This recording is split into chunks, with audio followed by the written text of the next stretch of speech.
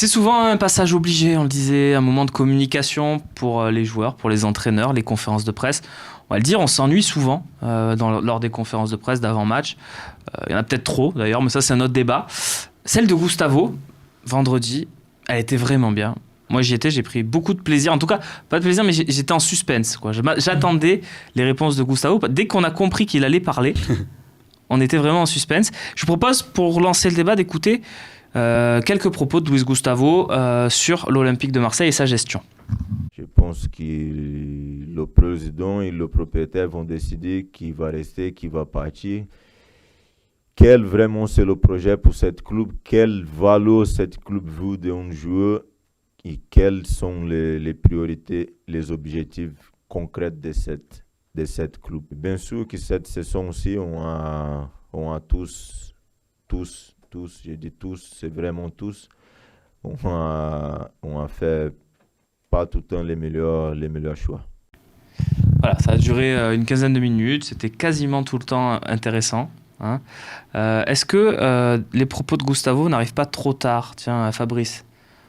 Trop tard. Là, ce qu'il nous dit, là, je pense il vide que... son sac un peu, Gustavo. Ouais, mais il n'a pas attendu il a aussi dit, je suis pas un défenseur central. Moi, je suis milieu, je peux jouer derrière. J'ai dit au coach, je suis pas défenseur central. Il a précisé ça aussi. Ouais, mais je pense que ça a été le premier aussi à dire que quand il a dépanné l'année dernière ou quoi, à dire qu'il le ferait pour le groupe et qu'il n'y avait pas de souci. Sauf que je pense que ça, il l'a déjà dit devant le groupe. Après, quand il dit tous, à chaque fois, il insiste beaucoup sur le tous parce qu'il veut montrer quand même qu'il prend une responsabilité parce qu'il n'a pas été toujours irréprochable sur le terrain, voilà.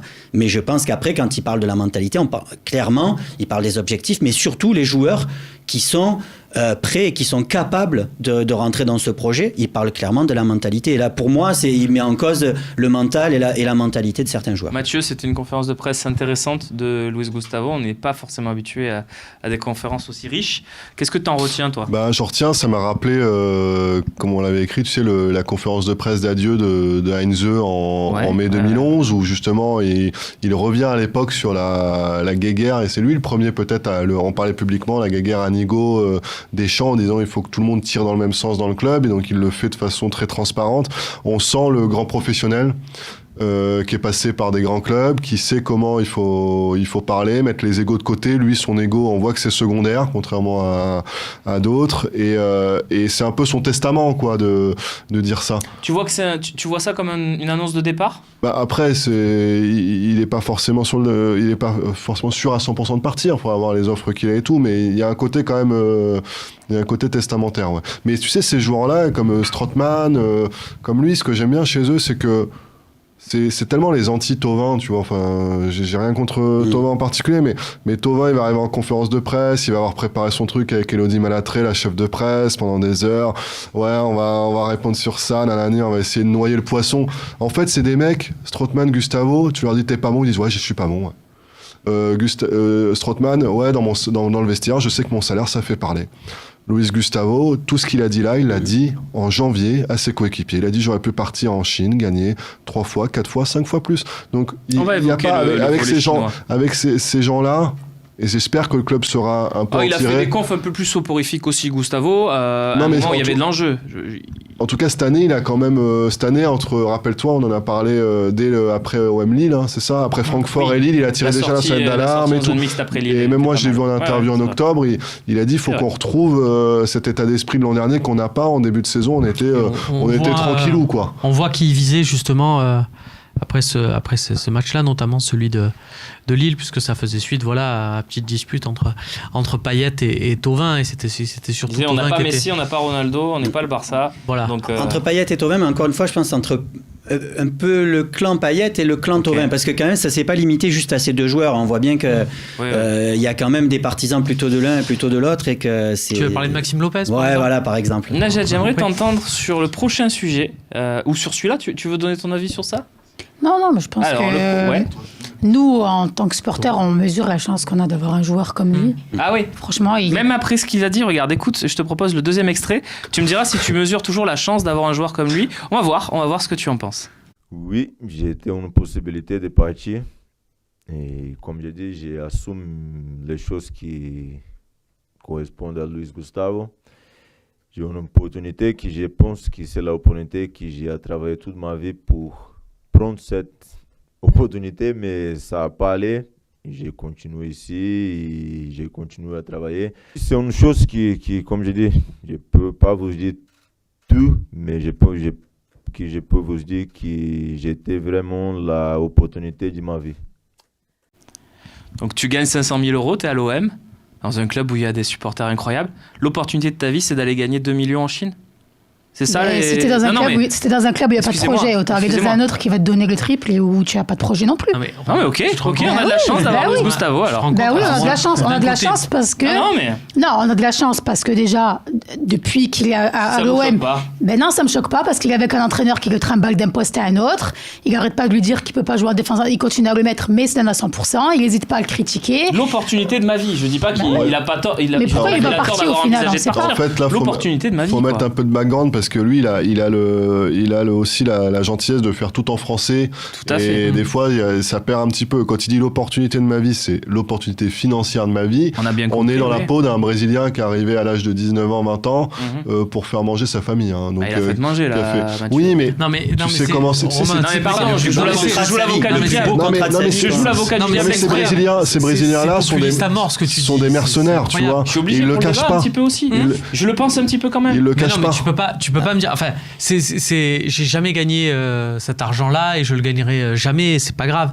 Mais je pense que le raisonnement que tu tiens, ça peut être le raisonnement que d'une personne qui ne s'est pas retrouvée dans cette situation-là. Quand tu as une opportunité vraiment de gagner des millions, et il dit qu'il l'a refusé justement. Et compagnie, tu te rends compte ce que tu dis à tes proches. Il faut rentrer chez soi. Il dit pas qu'il a refusé, Mathieu.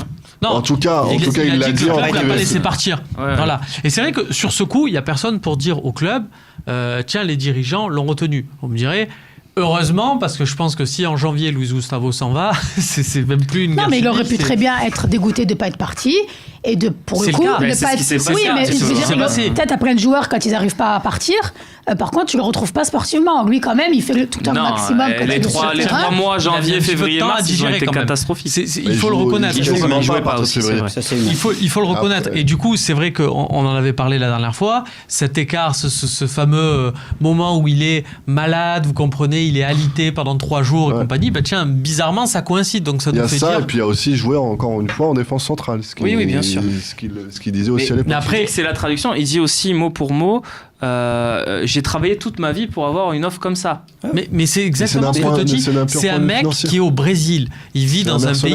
Vous ne parlez pas d'un joueur qui a un bas contrat. Le problème, c'est que des fois, quand on te considère Luis Gustavo, on te parle de lui comme on a l'impression qu'il est né à la Belle de Mai, qu'il a grandi à Marseille et que c'est Marseille. Je le compare pas à un Carrasco, par exemple, qui est parti à 22 ans. Je comprends ce que vous dites. Je comprends ce que vous dites. C'est le mot opportunité de ma vie qui me choque. Regarde les Brésiliens qui sont partis en Chine. Comment il s'appelle celui qui était excellent? Ramirez de Chelsea, par exemple. Hulk. Bien sûr. Toi, ce mot-là te choque? C'est des choix à eux. Moi, je trouve. Pour moi, l'opportunité de sa vie, c'est d'avoir joué au Bayern, d'avoir gagné Ligue des Champions. Ouais, mais là, je pense qu'on est vraiment sur de la traduction. Je suis d'accord avec Mathieu. Quand il parle d'opportunité, c'est pas l'opportunité sportive ou quoi. C'est clairement financier. Je pense que c'est implicite dans le truc. Il a dit à son âge, tu vois, il y a la question de l'âge. Moi, je pense qu'au moins c'est très clair. Avec le but de jouer à l'Olympique. Il montre que c'est bien du financier. Même à Leverkusen. Moi, je préfère ça. Non, mais c'est transparent. C'est transparent, et je préfère ça aussi que des joueurs qui vont te dire qu'ils auraient pu aller ailleurs, qu'ils étaient sollicités par de nombreux clubs, qu'ils auraient pu y aller, qu'ils auraient eu une vie sportive plus intéressante, qu'ils préfèrent rester. On en a eu, tiens, on l'a entendu hier d'ailleurs, tiens, qui nous a dit d'ailleurs que, tiens, si l'OM, bon, c'est vraiment parce que vous me posez la question, hein, mais oui, si l'OM me contacte, évidemment, je reviens. Quoi, je suis en fin de contrat? Effectivement, mais je reviens avec plaisir, évidemment. Petit vélo, évidemment, ça fait partie du jeu. Bon, Petit Vélo ne reviendra pas. Mais on n'est pas du ça, c'est une info qu'on peut donner. Voilà. Donc Najed, toujours fier d'avoir Luis Gustavo. Totalement, oui. Encore plus peut-être même. Non, mais c'est un des rares. Tu peux être fier et sans te dire, c'est comme ce truc à chaque fois dès qu'un joueur il fait 2 ans ou qu'il est formé au club, est-ce que tu te sens d'être le Totti de Non, on peut faire la part des choses. Tu peux. Voilà. Luis Gustavo, on est conscient, il n'est pas né à Marseille. C'est pas à Marseille qu'il fait rêver. Il va peut-être pas se tatouer Notre-Dame de la Garde sur le et on lui en biceps. voudra pas. Mais voilà, il faut savoir faire la part des choses en tant que professionnel par rapport à ce qu'il apporte, c'est très bien, et par rapport aussi à ce qu'il peut apporter sur le terrain. Moi, je suis convaincu qu'il est capable. La seule question qu'il faut se poser, c'est est-ce que l'année prochaine, Luis Gustavo, il est capable sportivement d'apporter quelque chose? Parce que si c'est juste pour être bon dans l'exemple et dans les paroles dans le vestiaire, on sait tous que s'il est nul sur le terrain, ça servira à rien. Allez, vous savez quoi? C'est nos téléspectateurs qui vont trancher ce débat. Est-ce que vous vous rangez derrière les propos de Luis Gustavo? Est-ce que vous comprenez ses déclarations, notamment sur la Chine, etc. C'est vous qui votez sur Twitter. Est-ce que vous êtes choqué quelque part? Voilà, je laisse Rémi Chabert trouver la bonne formule pour avoir une bonne réponse à la fin de cette émission. Et nous, on va se pencher sur un dossier dont on n'a pas encore parlé, Rudy Garcia.